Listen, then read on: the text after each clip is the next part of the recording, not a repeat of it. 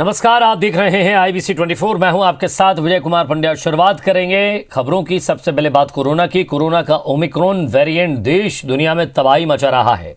बढ़ते संक्रमण के बीच कोई शक नहीं कि छत्तीसगढ़ में भी तीसरी लहर ने दस्तक दे दी है। प्रदेश का पॉजिटिविटी रेट 2.52% तक पहुंच गया है। रायपुर में आज की बात करें तो मरीजों का आंकड़ा 343 तक पहुंच गया है। वहीं चिरमिरी के आत्मानंद इंग्लिश मीडियम स्कूल में प्रिंसिपल समेत 37 छात्र कोरोना पॉजिटिव हुए हैं। स्कूल में अब तक 41 लोग संक्रमित हो चुके हैं। मुंगेली के CMHO कार्यालय में DPM समेत 7 डॉक्टर और कर्मचारी कोरोना पॉजिटिव हो गए हैं, जिसके बाद CMHO कार्यालय 5 दिन के लिए सील कर दिया गया है। वहीं कांकेर जिले के कन्हार गांव में SSB के 5 जवान कोरोना संक्रमित मिले हैं। संक्रमित जवानों को बैरक में ही आइसोलेट किया गया है। छत्तीसगढ़ में 27 दिसंबर तक 40 से 50 नए मामले सामने आ रहे थे, लेकिन 28 दिसंबर को संक्रमण की रफ्तार बढ़ चली। 29 दिसंबर को प्रदेश के 106 नए कोरोना संक्रमित सामने आए। 30 दिसंबर को आंकड़ा 150 को छू गया। 31 दिसंबर को 190 और जनवरी को आंकड़ा करीब 2 गुना होकर 279 तक पहुंच गया। 3 जनवरी को यह आंकड़ा दोगुने से भी ज्यादा 698 तक पहुंच गया। अगर ये ओमिक्रॉन वेरिएंट हुआ तो विशेषज्ञों की माने तो तीसरी लहर की पीक में मरीजों की संख्या दूसरी लहर के मुकाबले 2.5 से 3 गुना ज्यादा हो सकती है।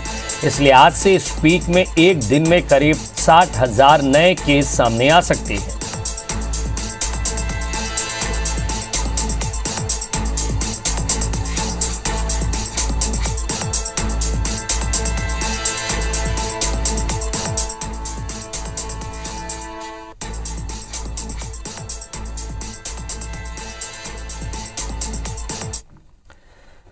और छत्तीसगढ़ में संक्रमण की बढ़ती रफ्तार के बाद मुख्यमंत्री भूपेश बघेल ने सभी जिलों के कलेक्टर SP को सख्ती बरतने के निर्देश दिए हैं। मुख्यमंत्री ने 4% से ज्यादा संक्रमण वाले जिलों में जहां रात 10 बजे से सुबह 6 बजे तक नाइट कर्फ्यू लगाने को कहा है।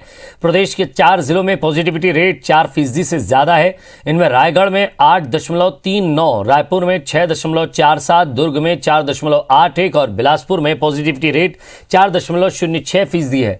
मुख्यमंत्री एयरपोर्ट पर RT-PCR जांच अनिवार्य करने, रेलवे स्टेशनों और राज्य के सीमावर्ती क्षेत्रों में रैंडम टेस्टिंग करने, जरूरत के मुताबिक माइक्रो और मिनी कंटेनमेंट जोन बनाने और स्वास्थ्य सुविधाओं की उपलब्धता की डेली रिपोर्टिंग के निर्देश दिए हैं। CM के निर्देश के बाद रायपुर जिले में धरना प्रदर्शन और रैलियों पर प्रतिबंध लगा दिया गया है। कवर्धा जिले में भी सार्वजनिक आयोजन पर रोक लगा दी गई है। दुर्ग में भी सार्वजनिक और सामाजिक कार्यक्रमों पर रोक लगाई गई है। कई जिलों में धारा 144 भी लागू कर दी गई है। तो वहीं रायगढ़ में कलेक्टर ने रात 10 बजे से सुबह 6 बजे तक नाइट कर्फ्यू लागू कर दिया गया। रायगढ़ में पॉजिटिविटी रेट 8.39% है। कांकेर जिले में भी प्रशासन ने धारा 144 लागू कर दी है। इसके बाद 4 दिनी सालाना मेले को बंद कर दिया गया है। कोरिया जिले में भी धारा 144 लागू कर दी गई है। इसके अलावा जांजगीर, धमतरी, मुंगेली में भी धारा 144 लागू कर दी गई है। बिलासपुर में कलेक्टर ने बैठक लेकर ICU बेड, वेंटिलेटर, ऑक्सीजन, दवाइयों सहित अन्य जरूरी व्यवस्थाओं को तत्काल दुरुस्त करने के निर्देश दिए। इधर बढ़ते संक्रमण के चलते 7 जनवरी से प्रस्तावित छत्तीसगढ़ IAS कॉन्क्लेव को स्थगित कर दिया गया है।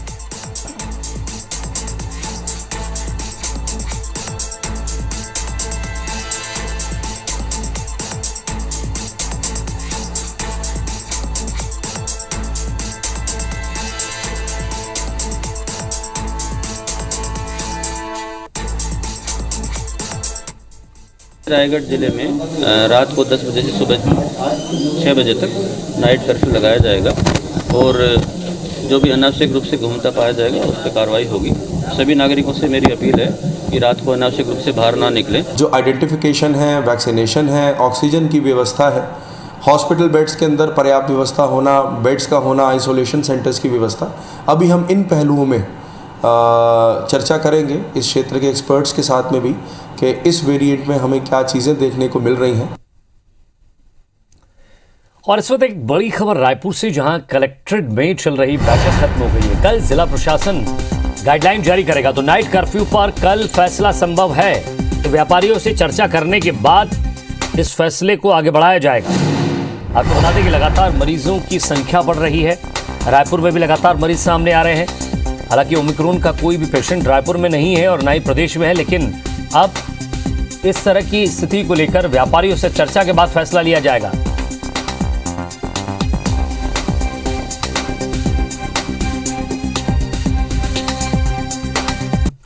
ज्यादा बातचीत के लिए हमारे संवाददाता हमारे साथ जुड़ रहे हैं संदीप शुक्ला। संदीप, कोरोना पर जो मंथन और बैठक थी जिसमें ये संभव हो सकेगा कि नाइट कर्फ्यू कब से लगाना है और कितनी बजे से नाइट कर्फ्यू रहेगा, अब बैठक खत्म हो गई है, क्या तस्वीर साफ हो पाई? बिल्कुल, देखिए, सीएम के निर्देश के बाद लगातार ये उम्मीद की जा रही थी कि आज से ही रायपुर में भी नाइट कर्फ्यू जो है लागू होगा, क्योंकि रायपुर में पूरे प्रदेश में सबसे ज्यादा मरीज मिले हैं। अकेले 30 से 35% मरीज, 222 मरीज जो है कल यहाँ रायपुर में मिले थे और 500 से ज्यादा एक्टिव केस है। लेकिन लगातार कलेक्ट्रेट में पहले फेज की बैठक हुई है। पहले फेज की बैठक में आपको बता दें, जिला प्रशासन के जितने भी विभाग है, चाहे वो शिक्षा विभाग हो, स्वास्थ्य विभाग हो, इसके अलावा नगर निगम के सभी जोन के कमिश्नर वहां पर थे, अपर आयुक्त, आयुक्त, एसपी सभी मौजूद थे।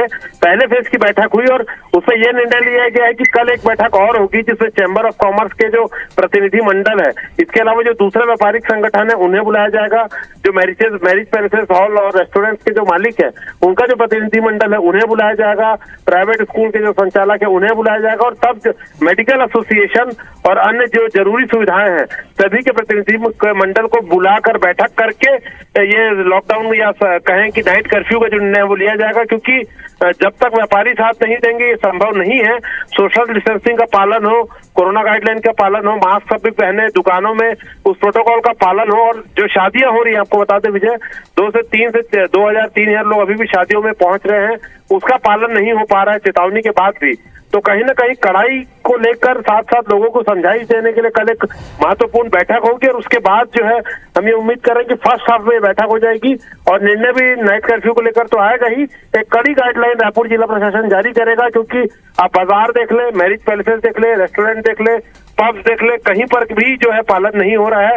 इसके अलावा धरना प्रदर्शन लगातार रायपुर में चल रहे हैं, शादी समारोह चल रहे हैं, सभी को लेकर एक गाइडलाइन दी जाएगी। और एक अंत्येष्टि जो कार्यक्रम होता है और दूसरा शादी, इसे लेकर जो है कि 30% के साथ जो है क्षमता के साथ अनुमति मिलेगी। एक ये राहत की बात थोड़ी सी रहेगी, बाकी जो अन्य चीजें सभी पर जो है वो कड़ाई के साथ होगा। अब देखने वाली बात रहेगी कि स्कूल अभी खुलने लग गए थे, उसे लेकर क्या निर्णय आता है, क्या फिर से सारा सिस्टम ऑनलाइन हो जाएगा, जो क्लासेस है, ट्यूशन क्लासेस बंद हो गई थी, जिम जो है, जिम को लेकर क्या गाइडलाइन आती है। तो अगर रायपुर की पब्लिक समझेगी और संक्रमण नियंत्रण में आएगा, उसके हिसाब से जो है वो धीरे धीरे गाइडलाइन आगे कड़ाई होगी, तो उसकी कहीं ना कहीं एक रूपरेखा कल तय होगी और फर्स्ट हाफ के बाद कहीं ना कहीं जो है वो आदेश निकल जाएगा जिला प्रशासन की ओर से, ये हमारे सूत्र कह रहे हैं। जी चलिए संदीप, नजर बनाए रखिएगा, आगे भी आपसे अपडेट लेते रहेंगे।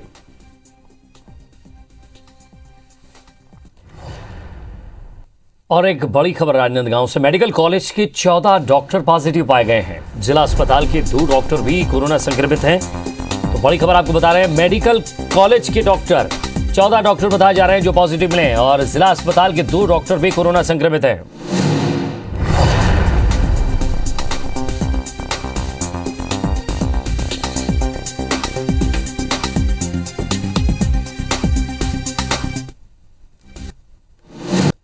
छत्तीसगढ़ में दावते इस्लामी संस्था को लेकर सियासी बवाल मचा हुआ है। विवाद की शुरुआत तब हुई जब रायपुर तहसील ऑफिस की ओर से जारी एक विज्ञापन जिसमें दावते इस्लामी को 10 हेक्टेयर जमीन देने की बात कही गई, सोशल मीडिया पर वायरल ये हुआ। इसके बाद बीजेपी ने प्रेस कॉन्फ्रेंस कर सरकार पर निशाना साधा। हालांकि कांग्रेस की तरफ से भी करारा पलटवार आया है।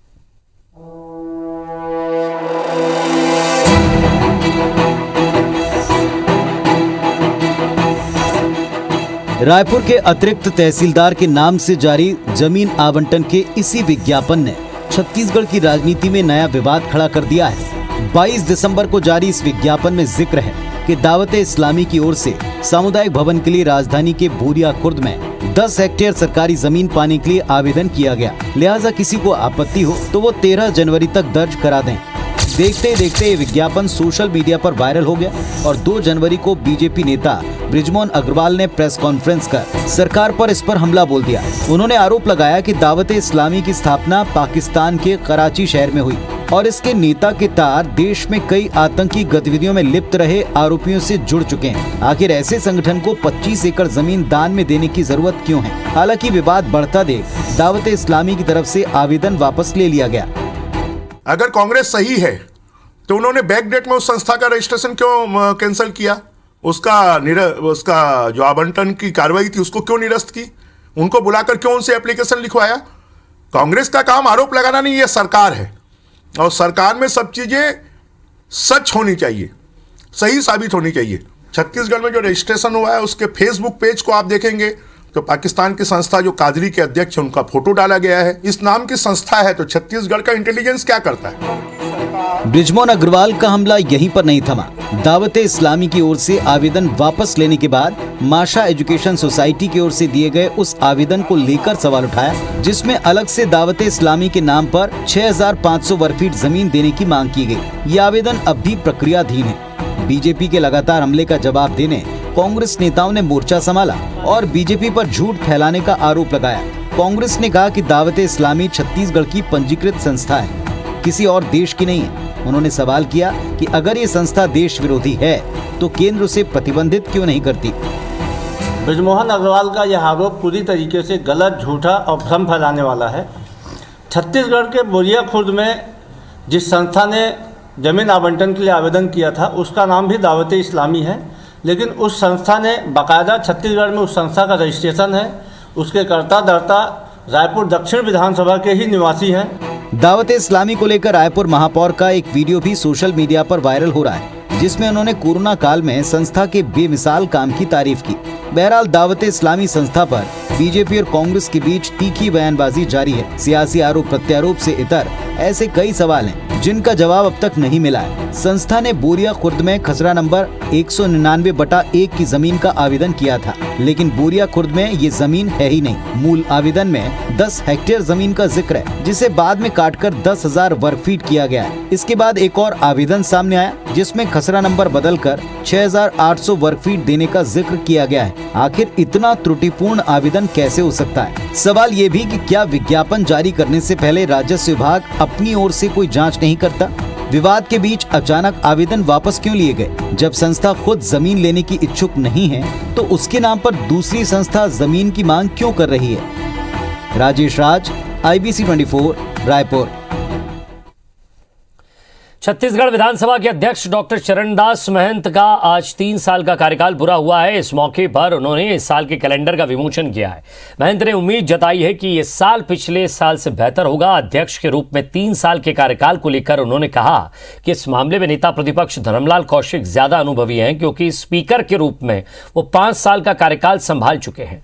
महंत ने कहा कि विपक्ष की संख्या काफी कम है, लेकिन फिर भी काफी ज्यादा बोलने वाले लोग विपक्ष में हैं। कोरोना संकट को लेकर विधानसभा अध्यक्ष ने कहा कि पिछली बार के मुकाबले हम इस बार की काफी ज्यादा सतर्क हैं और इस मौके पर नेता प्रतिपक्ष धर्मलाल कौशिक ने महंत को बधाई दी है। मैं आप सभी साथियों को बहुत बहुत बधाई देता हूं नए वर्ष की और कामना करता हूं कि हम सब लोग अपने आने वाले वर्ष को और बेहतर तरीके से जिए, बेहतर तरीके से काम करें, बेहतर तरीके से अपने दायित्वों का निर्वहन करें। इस नए वर्ष में नए कैलेंडर का विमोचन हुआ है, उसके लिए मैं अध्यक्ष जी को बधाई देता हूं कि अवधि घटने से जो विधानसभा में जो गरिमा है और उसके अनुरूप जो प्रदेश के लोगों का जो एक ये रहता है उत्सुकता कि सारे विषयों पर चर्चा होनी चाहिए, तो इससे जो कमी आती जा रही है उसको कैसे आगे बढ़ाया जा सके। महात्मा गांधी पर आपत्तिजनक टिप्पणी करने वाले कालीचरण के ट्रांजिट रिमांड मिलने के बाद उससे लेकर आज महाराष्ट्र की पुलिस रवाना हो गई है। महाराष्ट्र पुलिस की टीम कड़ी सुरक्षा के बीच रायपुर स्थित केंद्रीय जेल परिसर से निकली तो बड़ी संख्या में कालीचरण के समर्थक भी वहां पहुंचे थे। कालीचरण को लेकर महाराष्ट्र की पुलिस प्रदेश की जिन जिन जिलों की सीमाओं से होकर गुजरी वहां अतिरिक्त पुलिस बल तैनात किया गया। इससे पहले आज CJM भूपेश वासनीकर की कोर्ट ने कालीचरण की ट्रांजिट रिमांड पर महाराष्ट्र पुलिस को सौंपने का आदेश दिया गया। कालीचरण को 6 जनवरी को महाराष्ट्र के ठाणे कोर्ट में पेश करना होगा। साथ ही 13 जनवरी से पहले कालीचरण को रायपुर की अदालत में दोबारा से पेश करना होगा। आपको बता दें कि कालीचरण समेत 6 अन्य लोगों के खिलाफ महाराष्ट्र के ठाणे में FIR दर्ज की गई है। इस मामले में पूछताछ के लिए महाराष्ट्र की पुलिस ने ट्रांजिट रिमांड मांगा था।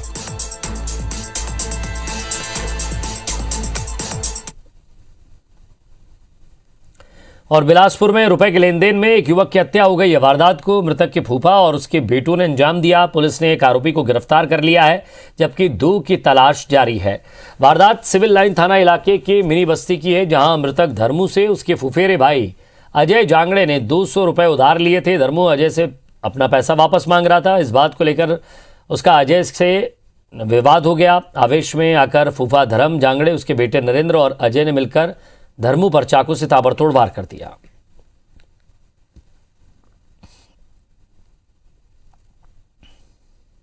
सिविल लाइन के अंतर्गत मिनी बस्ती क्षेत्र में मामा और मेरे भाइयों के बीच में आपस में 200 रुपए के मामले विवाद पर धारदार हथियार से हत्या किए जाने की सूचना पर थाना सिविल लाइन में धारा 310 अपराध पंजीबद्ध किया गया, जिसमें आरोपी नरेंद्र को भी गिरफ्तार किया गया।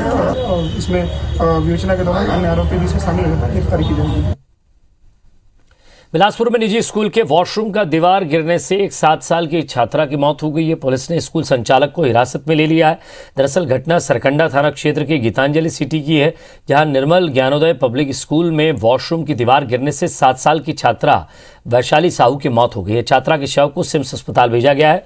बताया जा रहा है कि जिस भवन में स्कूल का संचालन हो रहा था वो भवन पुराना और जर्जर है। वहीं वॉशरूम की स्थिति भी काफी जर्जर थी।